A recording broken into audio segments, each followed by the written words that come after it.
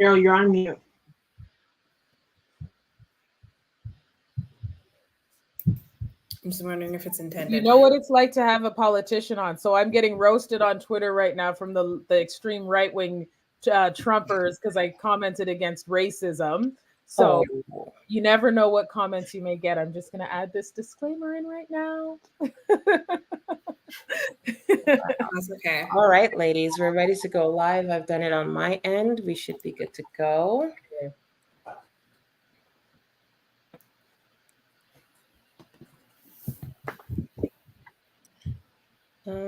Yeah, I'm seeing everyone except for Pauline. Uh-oh. What did I do? Did you hit live on IG? Oh. That's the last step. Go live. All right. I'm good. Let's see. There you are. Okay. Awesome. We are here. Welcome, everybody. Hello. Nice to see you guys. And it's so nice to have you, Miss Colleen James. Happy to be here. Thank you. Honored to be blessed with your presence today and be in your company. Yeah. We have so much little questions and so many little things that we want to know about today. Just take a sec.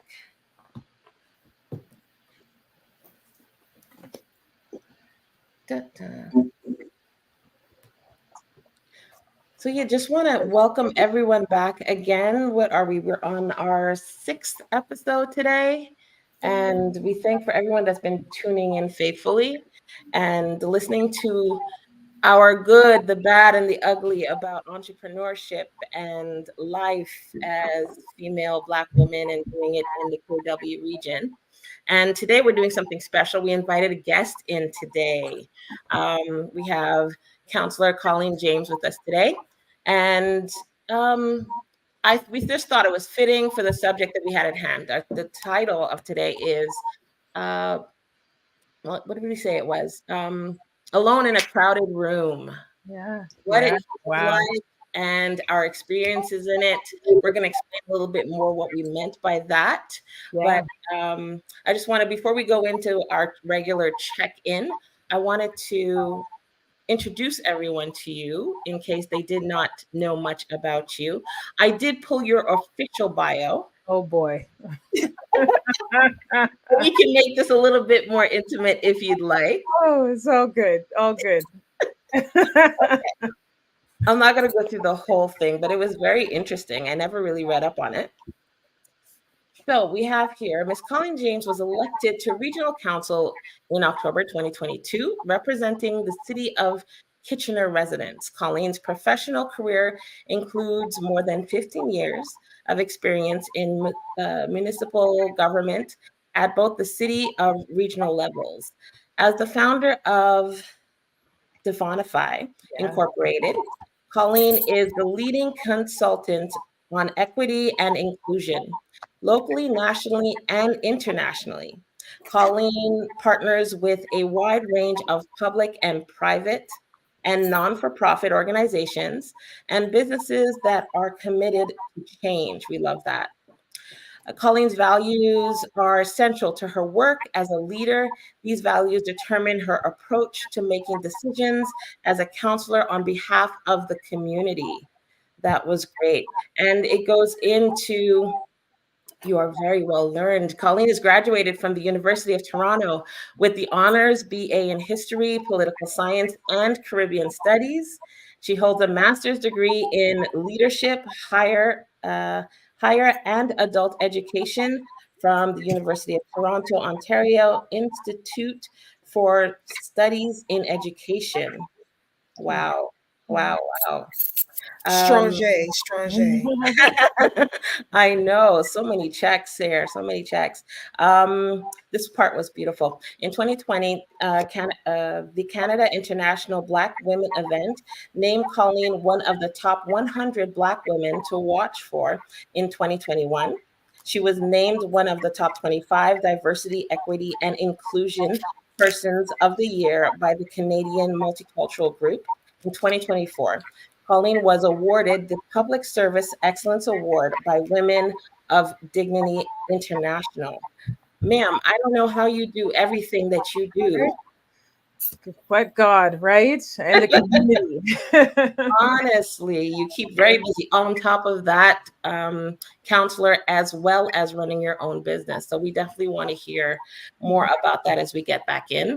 Mhm. I just want to welcome my co-hosts on again, yet another week. It almost feels like we see each other every other day, but it has been 2 weeks. It has been 2 weeks. How have you guys been? I can go first. Oh, go ahead. Go ahead, Chioma. Go. Okay. Things have been going. Mm-hmm. Definitely. I would say no. I shouldn't say going, but like things have actually been going pretty well, I would say. As you like kind of we talked about last week, I think ever since we've talked, I've been on a podcast in Australia.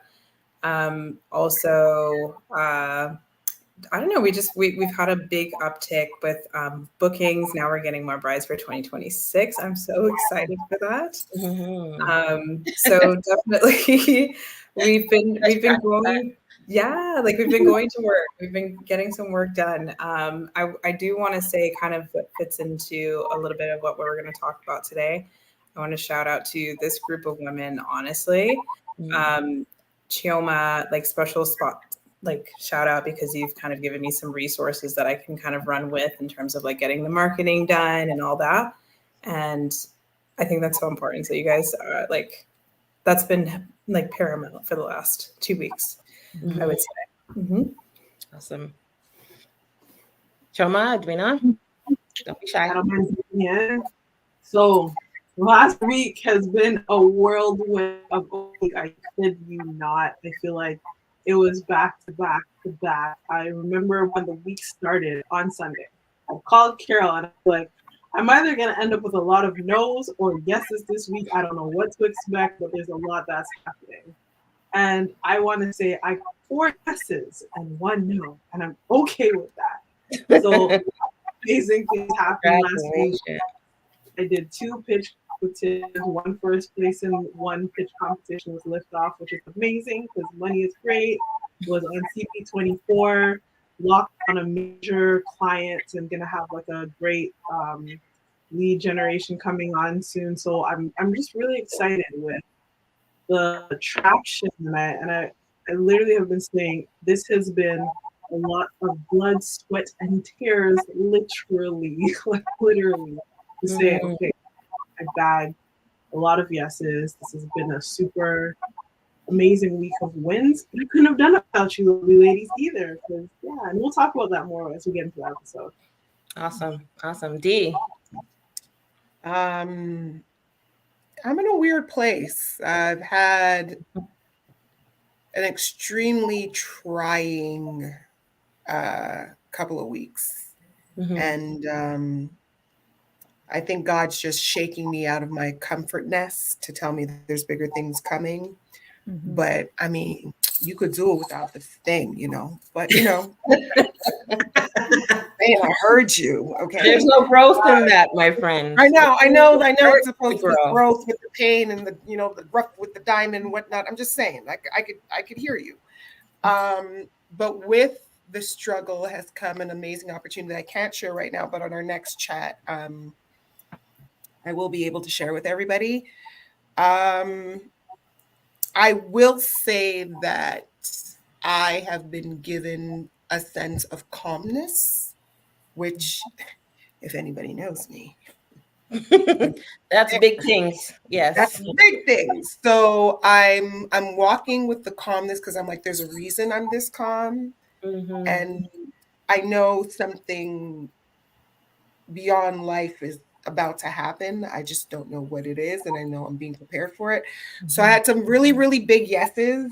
I had some disappointing no's and a couple of keep playing with me and you're gonna find out. But in all of that, I have not burnt down the establishment. So a win is a win.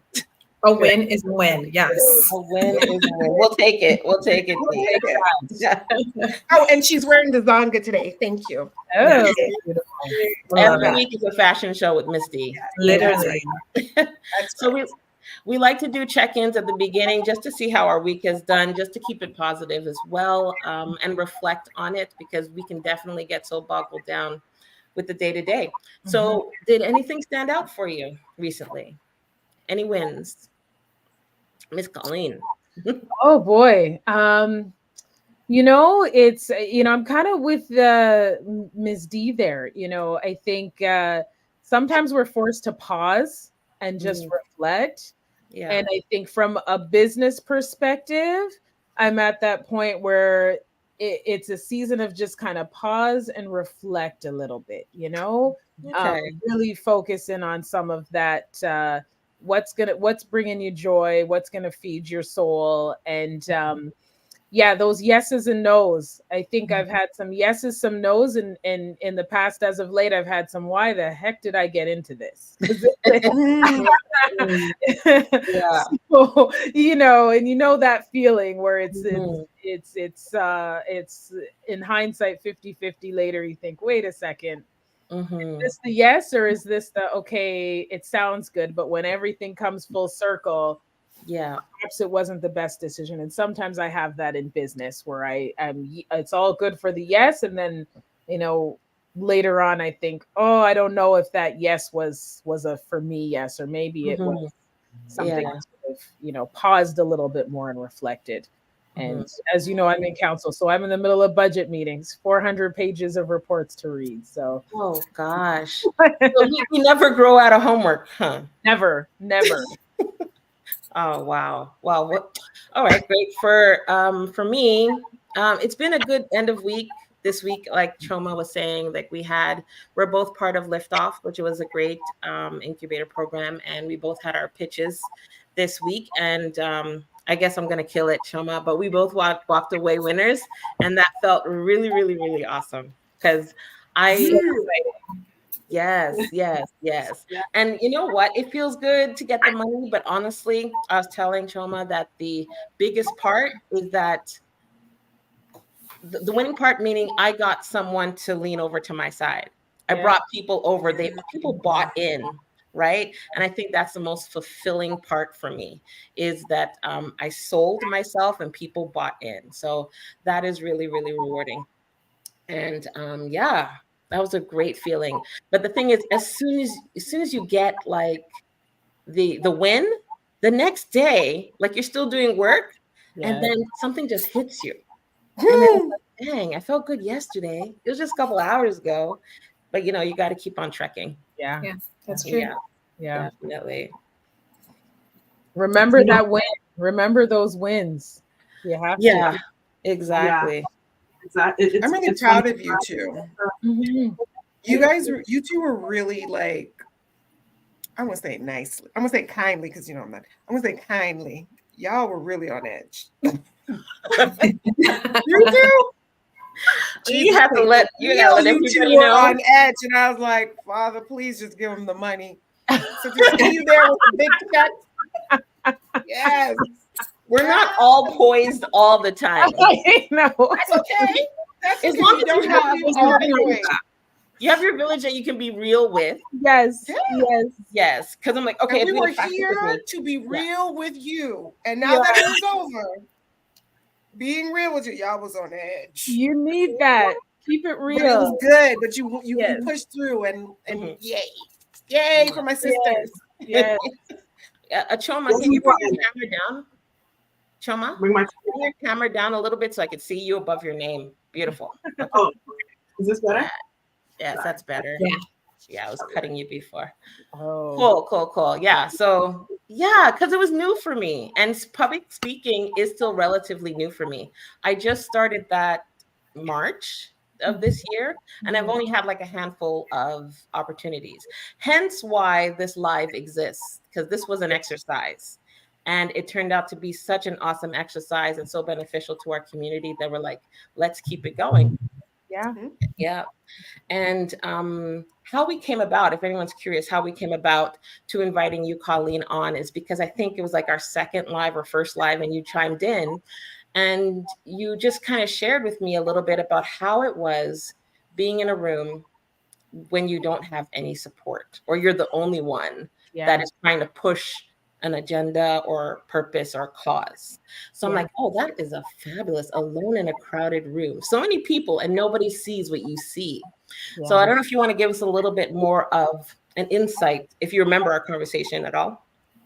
I remember bits and pieces out. So first of all, I remember watching, and I was like, these ladies are having a real conversation. You were talking about, you know, the trying to do the business and the work and navigating and juggling all of the things. And I was like, this is exactly what it is, right? We are trying to just get through. We have our passion. And yeah, so I reached out, Carol, and I think I commented a little bit. And, you know, that feeling of, especially when you have an idea and a concept and it's just you, and you're just trying to make people see the vision and see the perspective you're seeing and knowing what that's like. When I started my company, I knew, I was like, there are conversations that we need to have and change that needs to happen and systems. And no one was really seeing that vision that I was kind of like on the forefront of, I think, in some ways. And, you know, to stick it through and continue, especially, you know, Chioma, Carol, Tina, you know, Miss D, like sticking it through, even though it's going to get muddy and you're going to feel like you're in quicksand. And is anybody going to buy in? And there will be that one person and then maybe two people. And all that's doing, the way I see it now, y'all are proven in the work that you're doing. And that's, it takes that continuing through that quicksand is what I would call it. And being able to pull yourself when you're potentially the only person in that space who understands what it is you're trying to do, bring people along. So that's why the conversation resonated with me, because, you know, as entrepreneurs and people who are, it's hustle. It is continuously hustling. It is continuously trying to pitch your business, what you're doing, how you have impact, you know, wherever you are, in any space you are in. And that is the mindset that keeps us going, that kept me going. So when I listening to you all and I said, oh my gosh, and then add on family, add on kids, add on drama, you know, the stress that comes with that, you know, as a business owner, sometimes you're like, when's the next check coming in? Right? Please. For real. That's a weekly conversation among us. We try.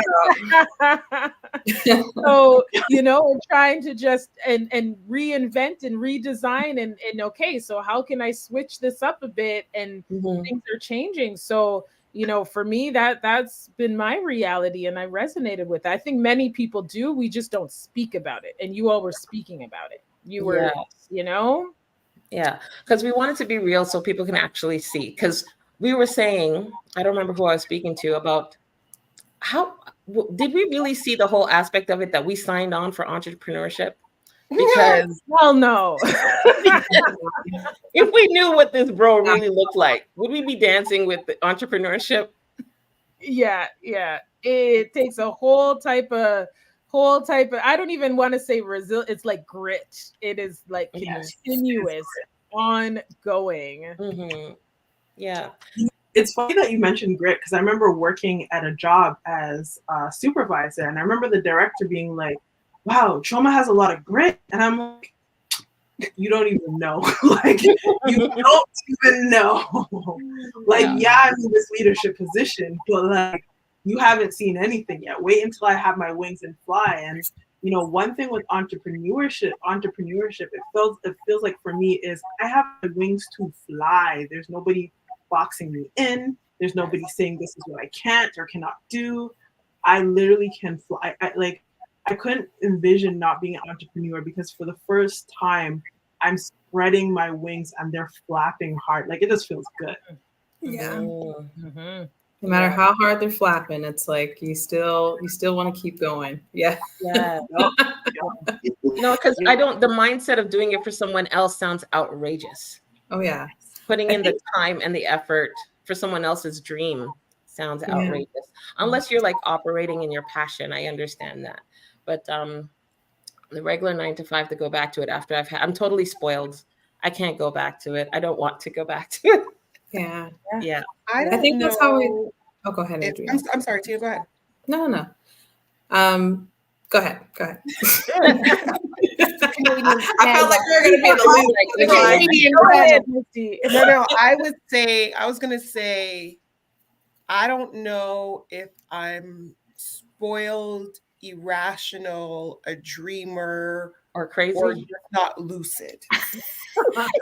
Because, and I'll tell you quickly why. When I worked for a very big luxury cruise line for many, many years and worked my way from a cute little dancer to an executive. When I came back home, when I decided to come back to what people on cruise ships call land, it's funny. I didn't know how to fit in. Like, I felt very weird because my position allowed me to literally tap into everything that everybody told me was wrong about me. My creativity, my loudness, my bodaciousness, who I am as a core person. Even though, there's a lot of flaws with the company, it allowed me to tap into something that people told me that people that look like me were not supposed to tap into. That dream doesn't happen for people like you. So when I came back home and I said, I'm going to take 6 months off because I've been working forever. That lasted 2 weeks because I was so bored. I was like, I don't know how people do this. I'm going crazy. Yep. So I lined up a bunch of interviews, and Carol should remember this, but if she doesn't, I lined up a bunch of interviews, went to the first interview.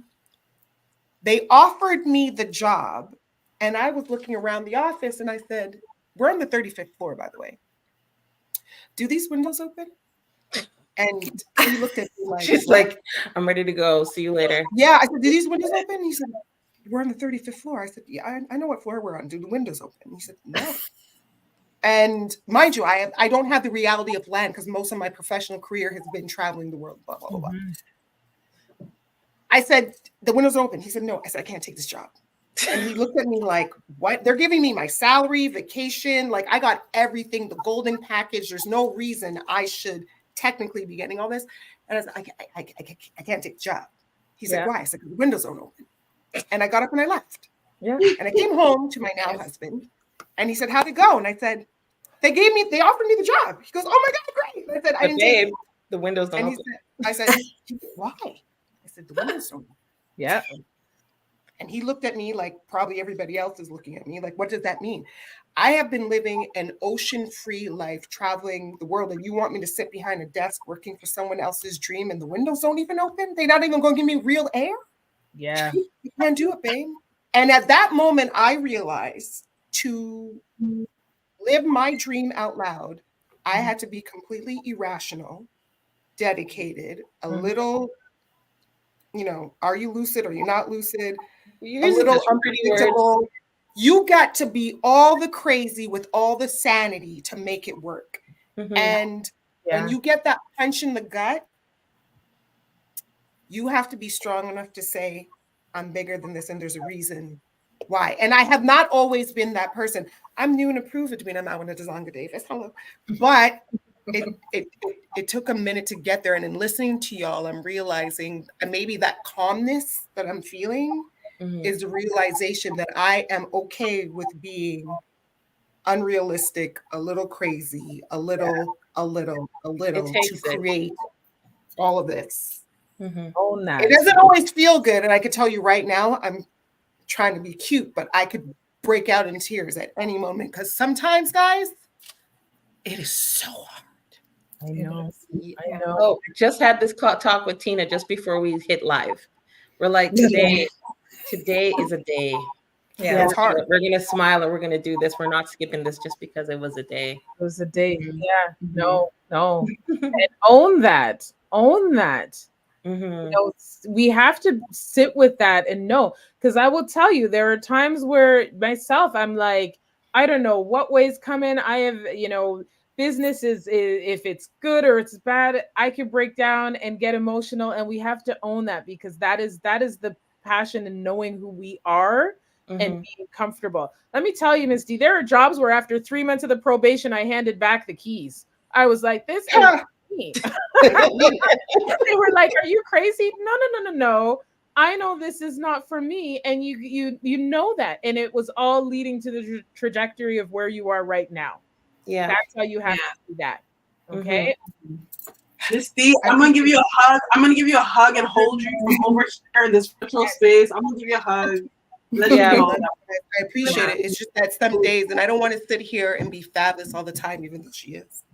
But it is hard.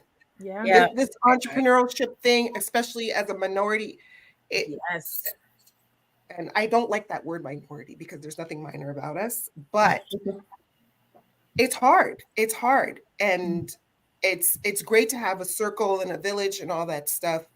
And it takes a minute to understand that, like what I said, like there's a reason it didn't work. There's a reason you missed the bus. There's a reason you didn't get the grant. There's a reason the product didn't show up on time. There's a reason. That doesn't change the fact that it's gonna piss you off. Yeah. But there's a reason for it. Yeah. And I don't want people to give up because of all the things. Yeah. Yeah. Tap into your circles, Colleen. Like, what do we got that's available for us to tap into our circles? And that's what we gotta do.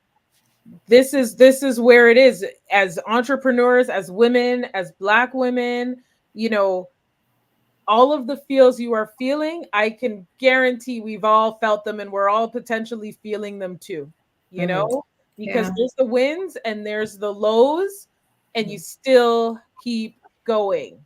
What does that say about your character? What does that say about this circle you're with, that understand and know exactly, exactly what you're going through? And it is hard to find that. It is not all of my circle of friends are all entrepreneurs. They have no idea what's going on. They just see that, oh, you're doing this, you're doing that. They're not seeing the lows that come with that. I think this group, we know there's ebbs and flows with business, with entrepreneurship, all of it. And that's one thing that connects us, and that we have to lean into without being, using those cliche words. But we really do need to lean into that when we're having that moment of just, this is how I'm feeling. I'm trying to do X, Y, and Z. Nothing's working out right now. And having that person who completely understands that, to just 5 minutes. It doesn't even need to. There are people I call them, like, I just need 5 minutes. I just need 5 minutes to get this. Okay. I think that's really good point. Oh, go ahead. Everybody has a question. It's okay. Go ahead. I want to share a quick story. And like, Colleen doesn't know this, but like, Colleen, you're a part of this story.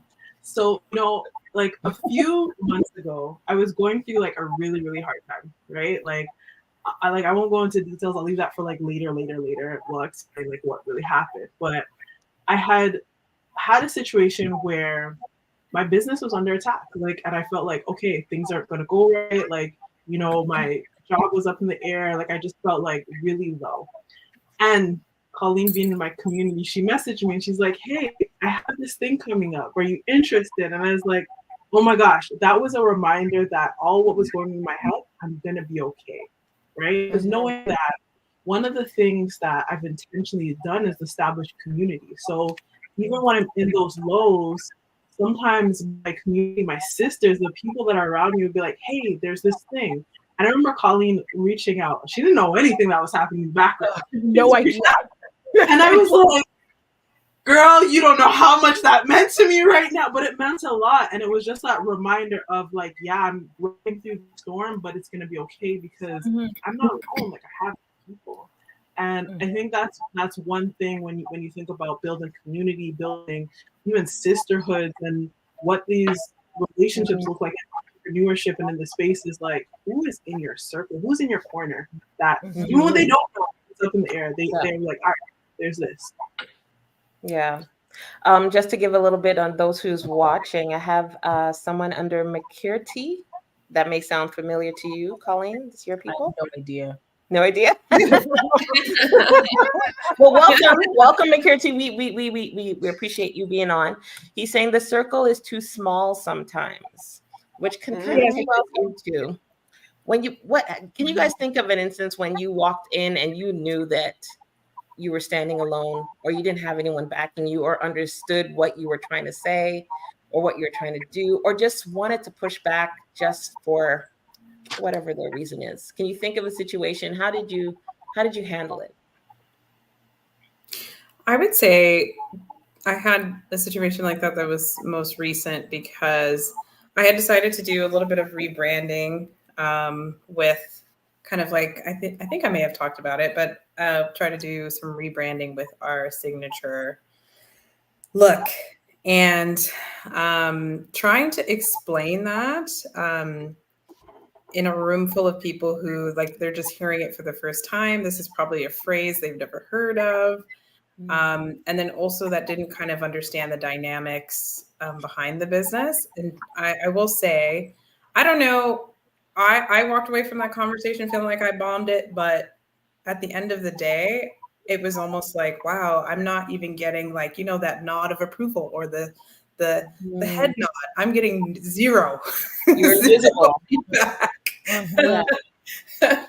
And I think just for me, and I don't know if you ladies can relate to this or something like that happening, but I think for me, I've learned to kind of really accept my position as a student, because everything is a learning experience. And I think once I've kind of like adopted that mindset that everything is a lesson, to me, it doesn't seem so bad anymore. Or, sometimes I even joke with my friend. I was like, well, reset, redo, let's move on, kind of thing. I fumbled the bag. That's all right. Let's go for the next. Because at the end of the day, it's like if you're not forward thinking, or you're thinking more so of it as like as a defeat rather than a lesson, I think that can really kind of discourage you for a little bit. Because that moment that day, and it was, it wasn't, it was in a room where I was just trying to pitch an idea or collaboration. And, I was in a room full of people who didn't look like me. And at the end of the day, I was like, okay, well, you know what? It's time to go back to the drawing board. How can I tighten this up? And then it doesn't matter how many no's I get, there's going to be a yes at some point. Yes. Yeah. So I think leaning into that strategy and just kind of, at least for me, it kind of comforts me when I just say, okay, that was a lesson, that was a learning lesson, reset, redo, and then we'll move on to the next. Because that opportunity, it's like knowing that opportunity will come again, like maybe even a better one. Yeah. So I think, sometimes we get into the scarcity mindset, like that it's never going to be there for us again. And it absolutely will. Yeah. Yeah, definitely. For me, it happened, the invisible part, totally relate, was networking. I've done a lot of networking this year in a lot of different circles. And a couple of times I'd walk into the room and the eyes are turned kind of like I'm sitting at the wrong table or something like that. And the point is to meet people, shake hands, introduce myself, introduce what I do. But it's hard to even connect with their eyes. It's almost like they're trying to avoid me. So like in the middle of the room, I'm fighting with the emotional part of not belonging and how do I stand out and hold my own. So I'm going through this, which is probably not a battle that they have to do within themselves in this networking event. They're just there for their business and they're there to get the drinks and the food. But in me, I have this internal battle to just try and stand my ground and walk up to you because you are not coming to me. So I've fought a lot of that this year. So what I'll say is when you know that you're not getting the eye contact, people are disengaging. And I know this with my business, if I'm pitching it or doing that 30-second elevator pitch, that's not my space. That's just not my space. And I can engage in that space, or I can save that energy and be in a space where I know that it's going to be receptive. Because there has been times where I've had to do that. And I know I can, 5, 10 minutes, especially some of the networking when you're getting your business out and, people are like, oh, they're kind of dismissive or, well, that's good, but they kind of turn and go the other way, or so that's just not your space. And there's going to be many, many other spaces that exist. So it is okay to leave that space, and you don't have to force it, because that's energy. That's energy. And the realities are, you'll feel it. I feel it in rooms where I go into with networking with other business people.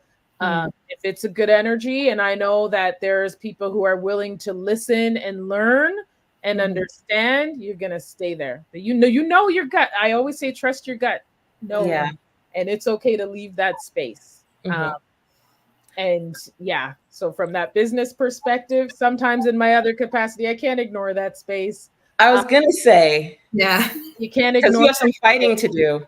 Yeah, and at the same time, this is where it's who are your allies in that space, and if there is no ally in that space, you pick your battles and you pick them carefully. You know? Yeah. Ooh. I'm not sure what's going on. Can you hear me?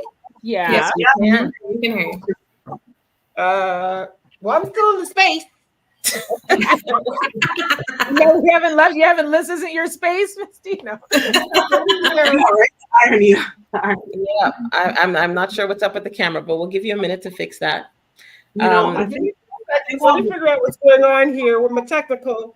No problem. Amongst yourself. Yeah, you can mute.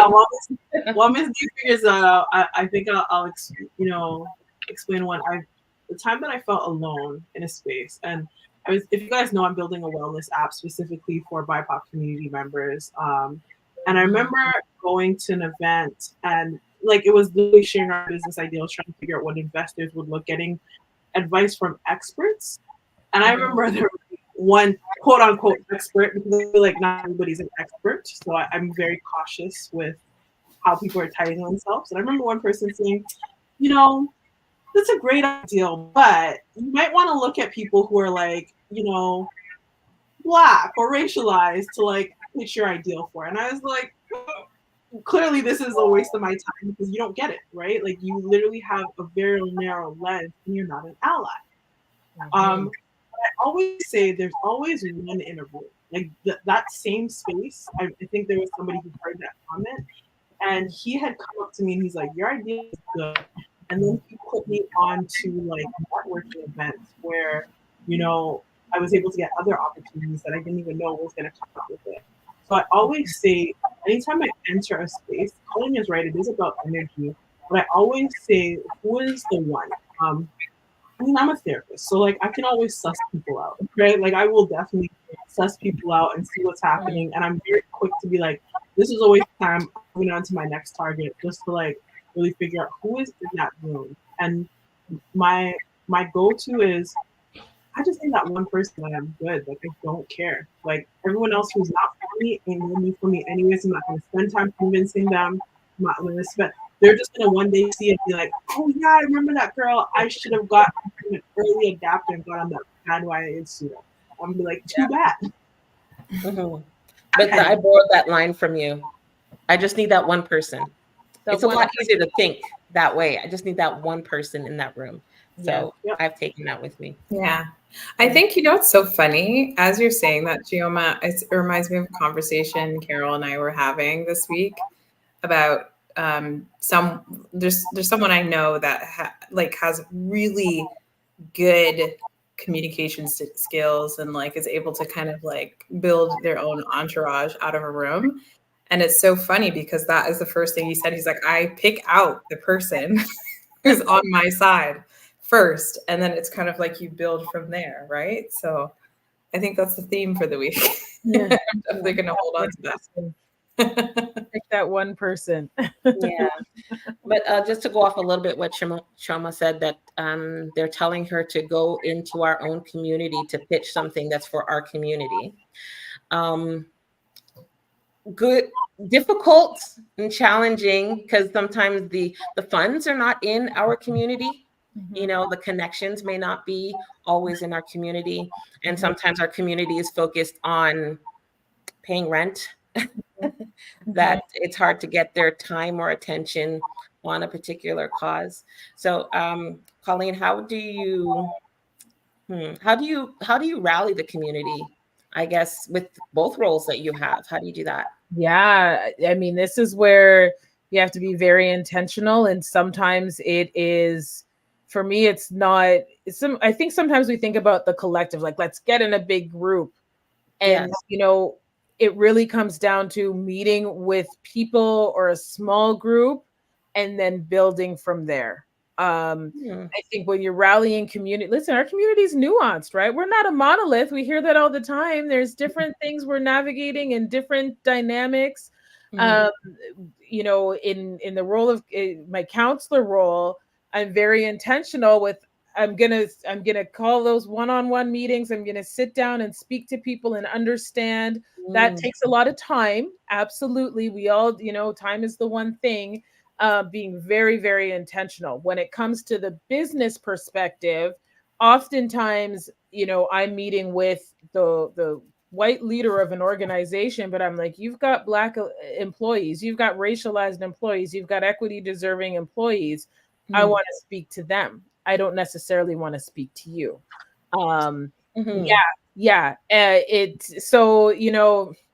For me, it's a process where Mhm. you have to build relationships. I don't know all of the different nuance with every community, but the one thing I can do is at least make the intention to break down some of those big conversations and have more one-on-one conversations. Mm. It takes time, and everyone's dealing with different things and challenges, but at the same time, there is something that connects us all in the community too. Yeah. Business though, Chioma, yeah, I can imagine people would say, well, you're focused on BIPOC, so that's who you need to speak to. But if you're trying to get into a big, private sector, public sector, you're probably the first conversation's not necessarily going to be with, you know, people of a community, but you have Mhm. to make them understand that they employ people of the community. Exactly. Yeah. And those are sometimes really challenging. I guess the other piece to this is that really challenging conversation you have to have. I remember early on when I was starting and Devonify was kind of taking off, and my husband was like, you have a really good way of telling CEOs to check themselves. And I'm like, yeah. Yeah. So, you learn that and you know how to navigate that. And you're going to come across that for sure. But Mhm. again, and that's the part of that whole understanding who you need to get that first connect with, but that's not the intention with who you're trying to attract. Yeah. But Mhm. it's a process. It's a Mhm. process. And there are people who will completely, they're not going to engage. They don't have time to. And that's the other thing. Mhm. But when there's time, they'll reach out. They'll reach out.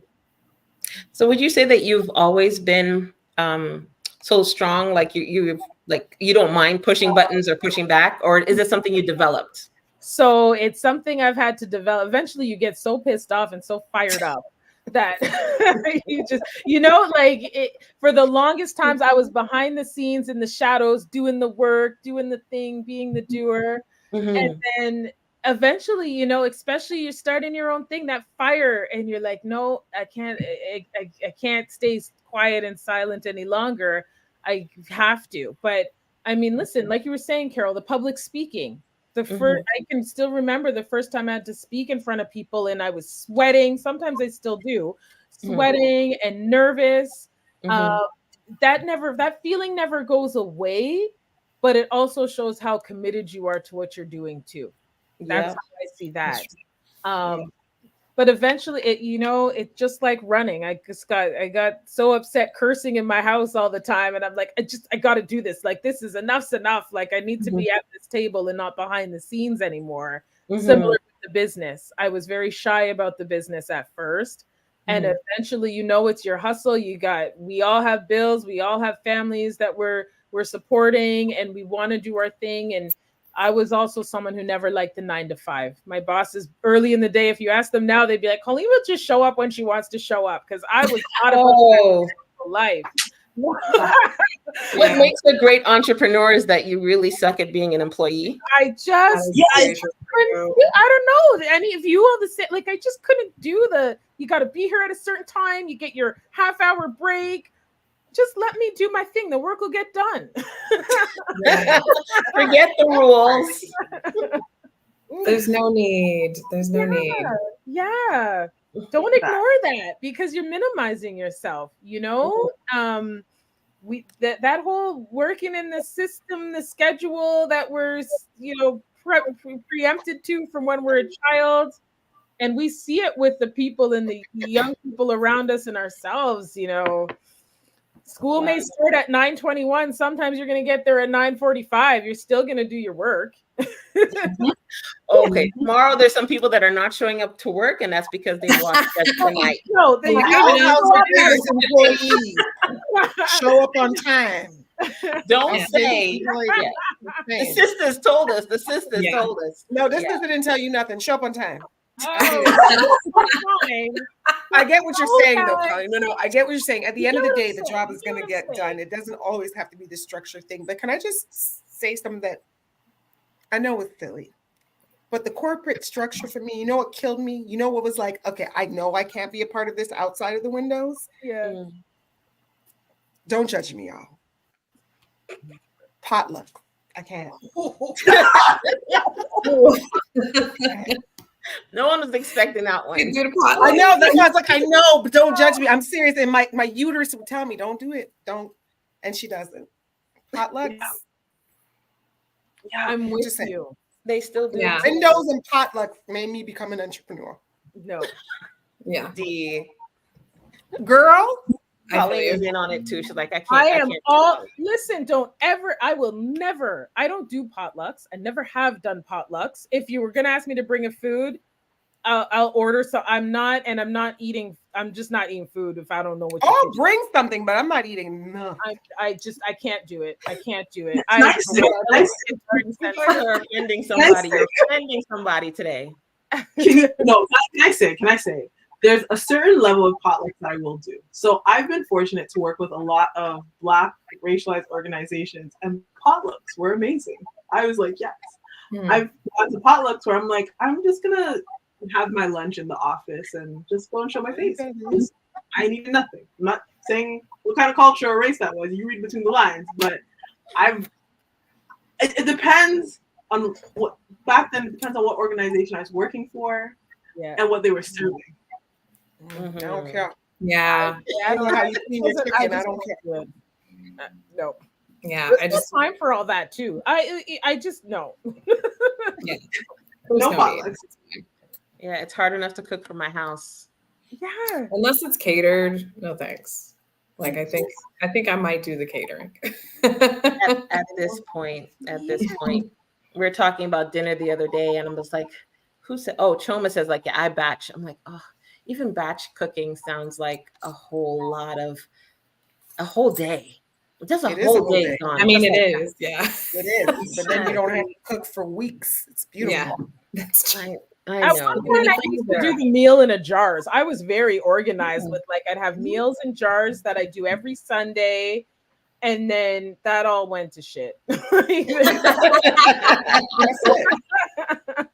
the other part of being an entrepreneur. You got to figure out what you're going to eat. Yeah. Who's going to cook for you?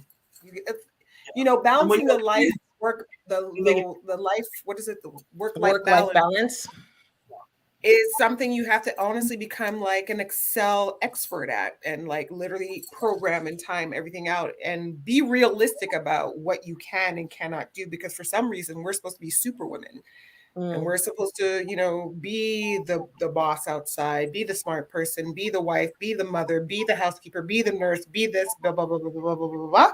Yeah. Yeah. And it almost feels guilty to admit that we cannot do it all. Yes, the guilt. It's as a first eldest daughter of a Ghanaian family. Yeah. When I realized at my later ages in life that I could not realistically in a healthy manner, do it all. Yeah. Was when a big weight, and not feel bad about it. Don't get me wrong. Every now and then I feel bad about it. If it's the little ones, because they're my kryptonite. You grown people, I don't feel bad about it. But the little ones, I feel bad. And it's like, oh my God, we don't have kids yet. Like, how do people with children go out and do all this stuff and try to create these experiences for everybody in their family and create generational wealth? And as women, how do you not feel guilty and have that shut you down? Yeah. It's a lot. Yeah. Do you all feel guilt? Chioma, I Tina? feel like For a minute, but it doesn't stop me from doing what I have to do. It's just a feeling, and then I kind of just muster through it. Yeah. you know I would say the same. for I think me, we're a different generation Yeah. where we're like, okay, this is the reality of it. Because I remember being a kid and my mom, and it makes me sad for her a little because she had an opportunity, and I can only imagine how many times she turned these things down because I've only heard about it once, but I'm sure there were many more, where her colleagues were taking her out for her birthday. Mhm. And they were trying to just take her to a restaurant after work, you know, a quick, I guess, back, I didn't know my mom knew about Sanka sex back then because she doesn't drink, but she was just being a normal person. They were trying to take her out, and she was like, no, my kids are at home and they're not being taken out. So I don't feel good about eating out and being treated special when my kids are at home, even though it was her birthday. Mhm. So I love that this generation is like, okay, we feel it, but we know what we're doing to make it better for our family and everybody else that's around us. But that expectation, all you people out there in internet and TV land and wherever the hell this is streaming, we are not super people. We are human. Yeah. Yeah. also just to add, you know, for me, I'm miserable when I'm working for someone. Like my kids like me better being an entrepreneur than they do. Like my daughter has said, she's like, I like this. Don't ever go back to work, mom. This is great. So I think like for me, there's a piece of I'm actually showing up better as a mom being an entrepreneur than I was as an employee. Like, I took more. I'd come home from work being drained out, tired, and I'm like, mom's off duty for an hour. Don't bother me. I'm not your mom. Whereas I do a lot of things now where it's like, all right, well, let's like I now have mental space and capacity to like be present for you. Be there for them. Yeah. I'm not like that. like Well, speaking about our position as women, how do you guys feel about when you have to lead, but you're coming up against a man? Oh God. When you have to leave, You see, is right that there, what you said? when you're coming up against a man, there's one thing when you're coming up against a different race, but when you're coming up, but Colleen, she just, Oh gosh. she's like, I got to hear that story. Go ahead, Colleen. Colleen, please come with it. It's more of a perspective because I see it. We see that, you know, men, and I will say this for those watching, whatever the case may be, men get some sort of automatic blind. I don't care if it's, you know, sometimes the white man, black man. I feel like there is an automatic kind of, I don't know if it's trust or what, and listening and taking sometimes what they're saying, and that's the thing. And we're questioned, or we have to extra prove ourselves, and all of the things. You know, I see it. I would say, you know, the patriarchy is real. It is absolutely real. And you know, I'll give one anecdote because this is a reality. So I go out with my husband sometimes in public, and he comes and supports. And people will assume that he's the elected official, you know, right? Because it's just Counselor James. And Counselor you know, Colleen James. you don't look like a counselor. Well, what is a counselor What the hell supposed does to a counselor look look like? like? Right? So that type of stuff. And, you know, I think you know, as we know, entrepreneurs, we develop this thick skin. So, you know, it's kind of, you know, it's expected, but it's also a reason to take up space even more. Okay. Take up space even more and really stand your ground, sit your ground, however it is, and just be like, nope, that's me. Right. Or and it comes across so casually as well.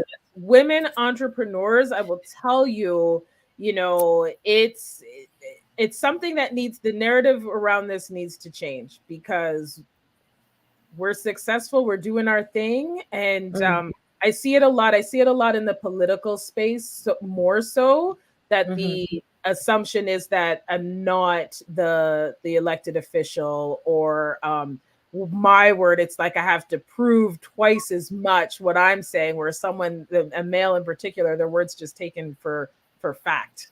you know? Yeah. They have to say less. Yeah, they can say less, or they can be louder, or they can argue back and forth with each other. And, you know, I get a little poor bit manners, of they can do all the above. we're policed in a certain way, you know, we're surveilled in a certain way that I see doesn't necessarily exist for men. And that is because of the patriarchy, and that is because of the systems. But it's once you recognize it. And I often say too, once you know, when people kind of show you how they think and believe, you know what you're dealing with. So you know how to navigate that. Yeah. I get it a lot for House of Davis because clearly my last name was not originally Davis. And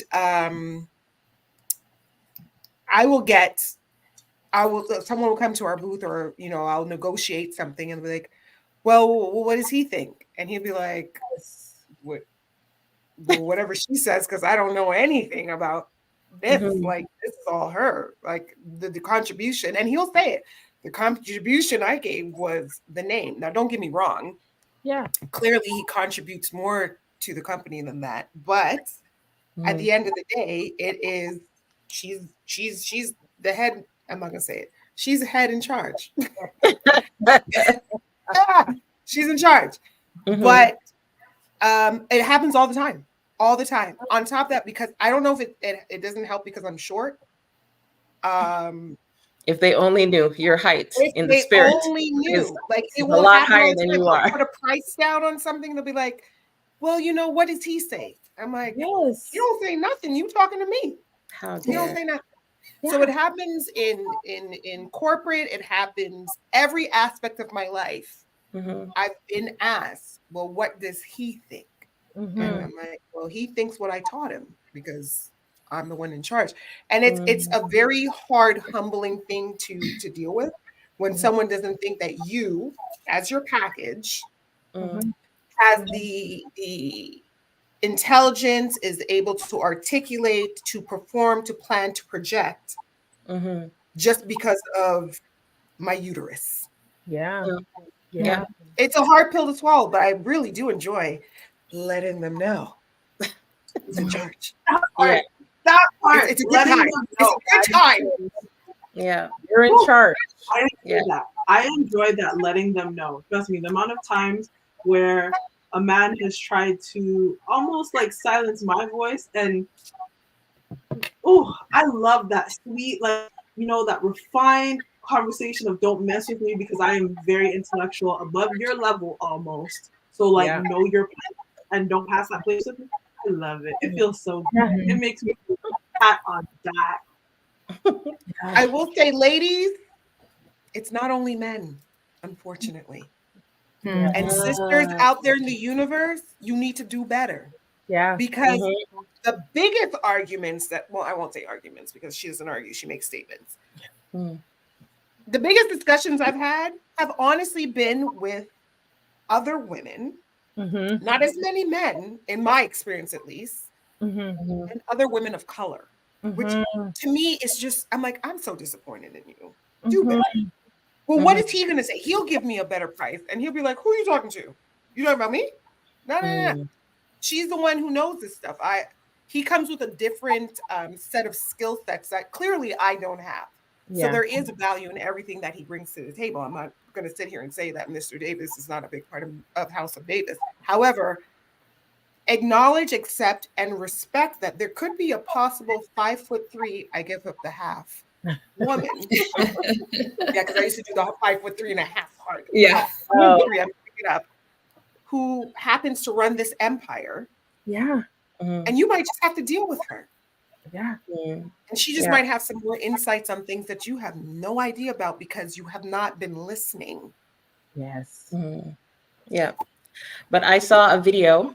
This woman was a CEO. She was talking about how she has to show up because she's the CEO, she's the top.